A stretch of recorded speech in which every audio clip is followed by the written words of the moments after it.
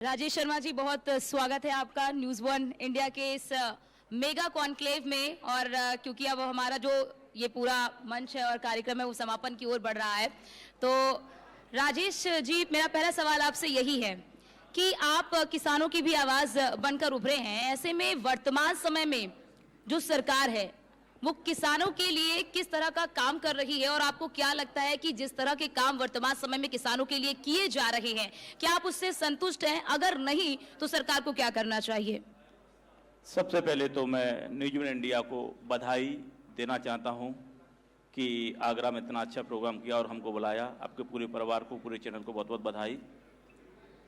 किसानों की बात की जाए तो किसानों का काम हो कहाँ रहा है? नहरों में पानी नहीं आ रहा है, डीएपी मिल नहीं रही है, लाइट मिल नहीं रही है, कहाँ किसानों का काम हो रहा है? बात हुई किसानों की कि आय किसानों की दोगुनी कर दी जाएगी, और मुझे नहीं लगता है कि आय दोगुनी के सवागुनी भी हुई हो। तो इस बात को मैं कहना चाहता हूं, किसानों का भला हुआ कहाँ है? ये तो सरकारों को मालूम होगा किसानों का भला कहाँ से हो रहा है। मैं तो किसान परिवार से हूं, मुझे तो नहीं मालूम किसान का भला कहाँ से हुआ। एक बुजुर्ग व्यक्ति रात को डीएपी के लिए तरस रहा है, 4-4 बजे लाइन लगा रहा है डीएपी के लिए। कहां किसान का भला हुआ? और तो एमएसपी मूल्य क्यों नहीं मिल रहा है? स्वामीनाथन आयोग का क्यों नहीं गठन हो रहा है? जो एमएसपी पे खरीद नहीं हो रही उनके ना एफआईआर क्यों नहीं हो रही है? बहुत सारे बातें हैं, आप पर कम है, समय बहुत कम है, और मैं आपका जवाब दे चुका हूं, किसानों का भला नहीं हो रहा है। अभी हाल ही में जो देश के किसान मंत्री हैं शिवराज सिंह चौहान की ओर से कहा गया है कि अब सरकार सभी फसलों को एमएसपी पर खरीदेगी। जी समझा नहीं, दोबारा बोलिएगा, दोबारा क्वेश्चन द्वारा। मैं ये कह रही हूँ आपसे कि अभी हाल ही में देश के जो किसान मंत्री हैं शिवराज सिंह चौहान जी की ओर से ये कहा गया है कि सभी फसलों को एमएसपी पर ही खरीदा जाएगा। कहा गया है ना, हुआ नहीं ना।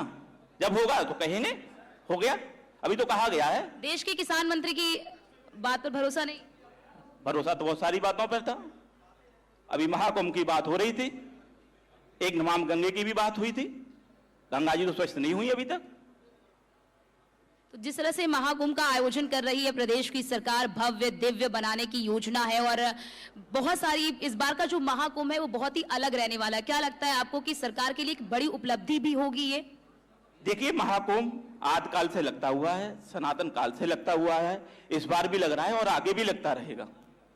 रहा ये डिजिटल हो रहा है, बढ़ रहा है, तो आगे और भी बढ़ेगा।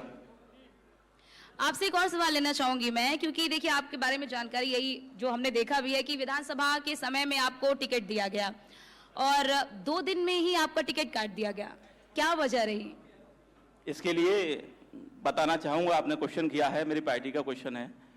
ये था कि सच्चाई छुपाई गई, अफवाह उड़ाई गई, बात कुछ और थी, बताई कुछ और गई। जो मेरा राष्ट्रीय नेतृत्व है माननीय अखिलेश यादव जी, बहुत ही परिपक्व, बहुत ही स्वर्ण और अच्छे नेता हैं, लेकिन हमारी पार्टी के कुछ लोग उनको कुछ अदर चीजें बता करके हमारी टिकट को कटवाया। वो आज हमारे साथ नहीं है, वो सिर्फ राजनीति फरोशते हैं। आज आए थे और पार्टी छोड़ के चले गए, दूसरे दलों में पहुंच गए। वही लोग थे जो हमारे बातों को वहां कहने वाले थे।